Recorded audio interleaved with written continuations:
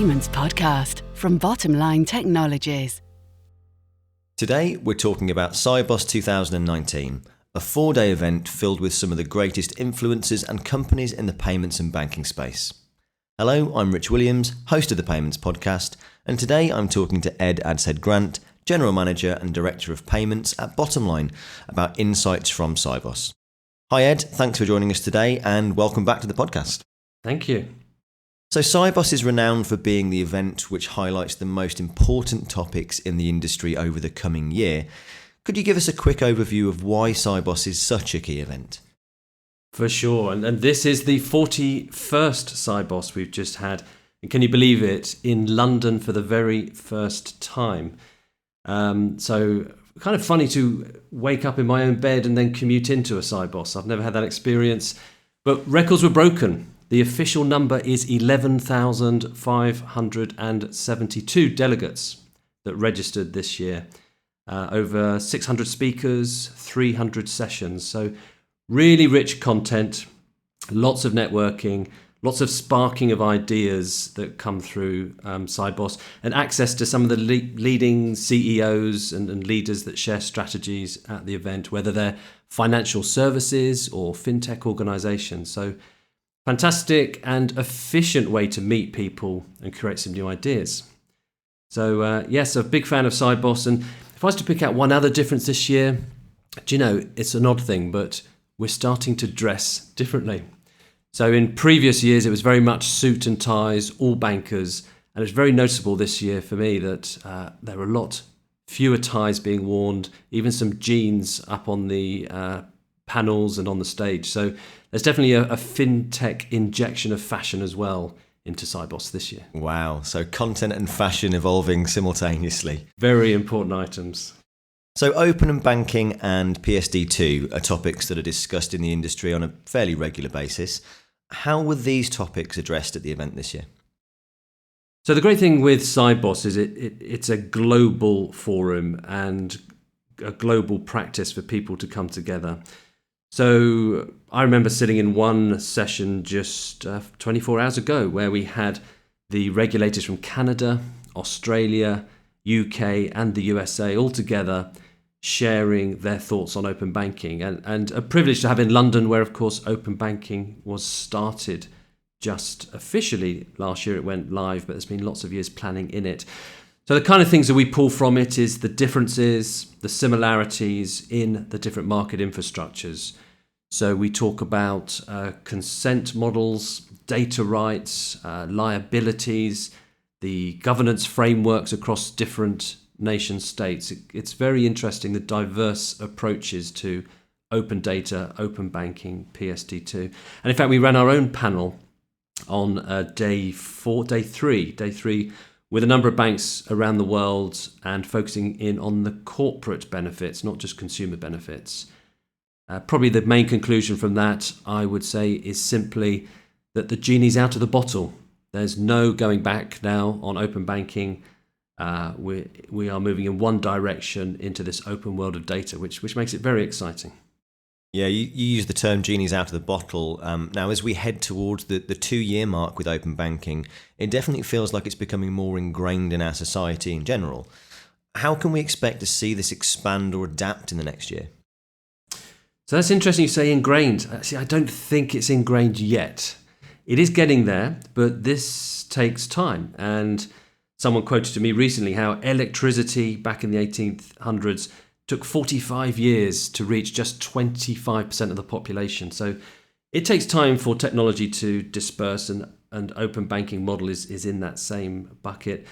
I think 2020 will be an accelerator, but there's still a lot of challenges. So it's not natural for banks to open up their data sets. They have been working for hundreds of years in some cases, keeping and locking data away. It's just their DNA and their systems. Some of them are legacy now, but they've been hard coded to lock away the data because it's a compliance issue and they need compliance to operate. So I'd say awareness is low, momentum has been slow. I do hope it speeds up in 2020. I think we'll start to see some case studies emerging, and certainly at the panel that we ran at Sibos, we were sharing some of the very early commercialized examples.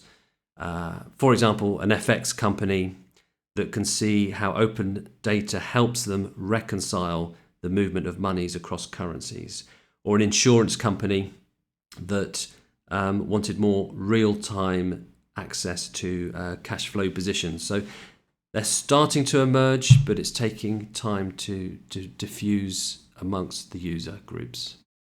How do you think the banks should be moving towards this more innovative stance on open banking, Ed?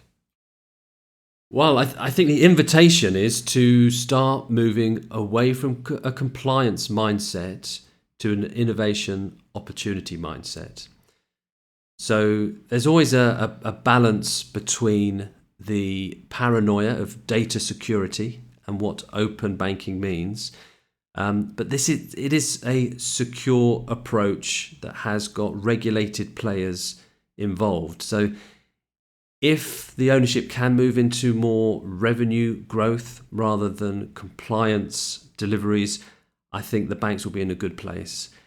The other bit that is worth looking at is the partnership. So we're working with one bank in particular. They just don't have the bandwidth to look at the innovation behind open banking. So they've actually asked us to take on 5 of their corporate clients to develop some of the payment innovations, the PISP models for them. So we'll see where that goes. But partnerships and focusing on the opportunities is the way to go.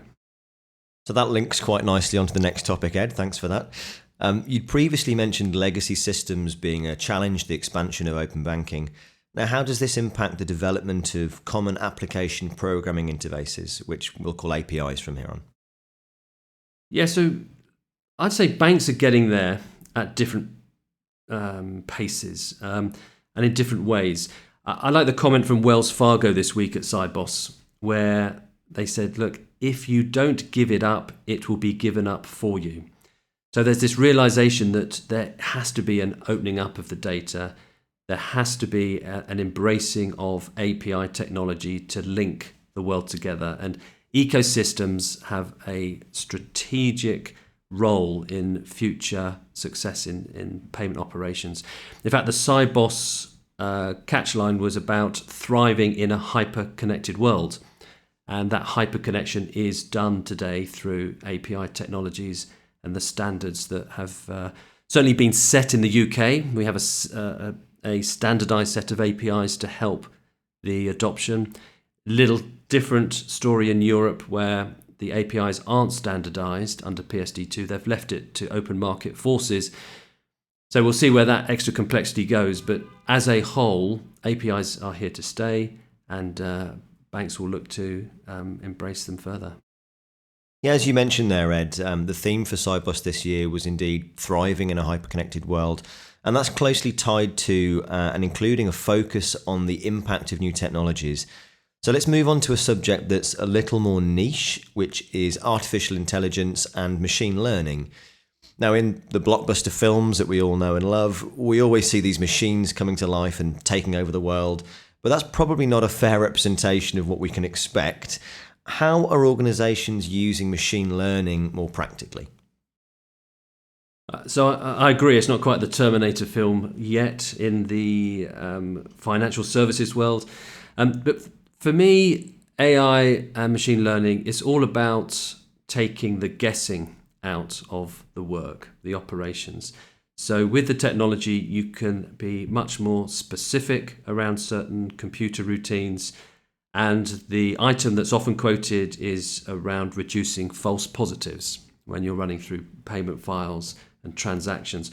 That's certainly where we've been putting a lot of investment in on our risk and compliance solutions and putting machine learning around those routines. It's only a few years ago when I was listening to another personality at Sibos on the stage who works at Amazon, that their prediction and technology for just stocking the books in storage was taking the mean average of the books, multiplying it by 2, and that was their smart algorithm for being in stock. Now, for all of us that love and use Amazon, they have much smarter algorithms to get the predictability and the supply chains completely nailed. So there's a lot of areas where AI and machine learning can be used. Again, I think it's a matter of picking up the best use cases and understanding the problems that are being solved. So we don't fall into that classic trap of it's just a technology looking for a problem, but we find the problem and then apply these algorithms and machine learning to it. So with technology acting and making decisions for us, perhaps mitigating some of the risks of human error, are they always correct, and how much can we trust them? Trust is a big word in this industry throughout payments for sure. And then you put in these computer algorithms and it's another level altogether. I view it as more accuracy. So almost like the driverless cars that are starting to emerge. Who in the room or our listeners here are ready to go behind the steering wheel and trust that car to get you from A to B as you sit back and read a book or have a non-alcoholic drink during the journey? It's going to take time. It's not perfect. There are always errors. And there's a growing field of work around the algorithms which have been written by humans and in themselves have certain biases and prejudices, which is an interesting area to watch. So, interesting space. The event created a firm outlook on where the future is heading. So moving on slightly, but still in the theme with that future discussion, where do you see the future of banking going? The future of banking is one where I see real-time everything. So data really is the new oil or the new gold, as many industry commentators would discuss. Taking that data, making the experience relevant and personalized to the user is a key puzzle to work through. So that means innovation. That means this area of overlay services that's being discussed, where once we have the basic foundation blocks in place for APIs and open banking, how do we then create the services, these overlay services, to commercialize something for the users, be it a corporate or a consumer? And interestingly, in Australia, we had sessions at Sibos around how they've gone beyond financial services. They take in the telcos, they take in the electricity providers. So it's a complete 360 lifestyle view of open banking bringing value in for the user. So I'd certainly like to see the banks being in this space. I'd love to see us clicking on those bank statements in the near future, and up comes your pay slip or up comes the invoice that got paid. So these documents come together with the payment, and there's just more value generated from the future of banking. Now, you mentioned real-time everything there, and as things evolve and human beings inherently become more impatient and more busy, let's look at real-time payments specifically. So how close are we, Ed, to global real-time payments? We're some years away, is the frank conclusion there, but momentum is building. So there are now 46 countries that have real-time systems, and there's a bunch more that are planning to come through with real-time payment systems. And I recall HSBC this week talking about the last 18 months to service their customers. They've had 10 countries go live with real-time payments that they've had to accommodate to get their banking services competitive and compliant. So open banking and real-time come together. To me, they're skipping along as two developments that need each other. And in fact, we did some research on this with our UK payments barometer just this year, where we now know corporates are adopting open banking and real-time payments. I think it was 90% of real-time, 90% of the corporates will be using real-time payments by the end of 2020. So it's happening, it's building momentum. The challenge and the reason I'm slightly conservative on the speed of it is there still remains different regulatory frameworks. There are slightly different standards, different caps on amounts that can be sent. So it takes time for these new policies, procedures, technologies, regulations to standardize longer term. Whilst Sibos 2019 was taking place, Bottomline released a press release explaining how you're powering faster payments for Vive. via the real-time express service. What does this mean for them, and is it helping take that next step towards where the future of payments are heading? Yeah, this is another exciting ground to break for us with Vive, who we've worked with for a number of months. So they're a new digital entrant. They wanted access to the traditional payment and clearing systems like faster payments. And so we've plugged them in actually with our partnership with Starling Bank in the background. So we provide all the technology and secure processing, and Starling Bank is our partner for the regulatory bank work. So there's no capex involved, it's a subscription model, and as a startup, there is no barrier to entry, low cost, and they can be up and running as soon as their banking license is fully granted into the world of payments. API led and faster market. It will only take a few weeks to finalise some of this project once the papers are signed. So another exciting acceleration in the future of banking. Well, thanks for sharing your thoughts there, Ed. It's definitely given us a great insight into the next year in the industry and something to continue to keep note of. And thanks once again for joining us again on the podcast. Pleasure. Well, that's all we have time for today, unfortunately.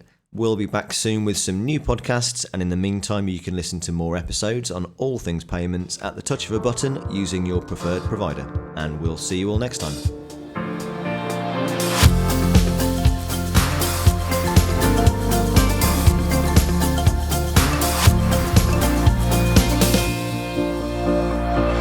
Payments Podcast from Bottom Line Technologies.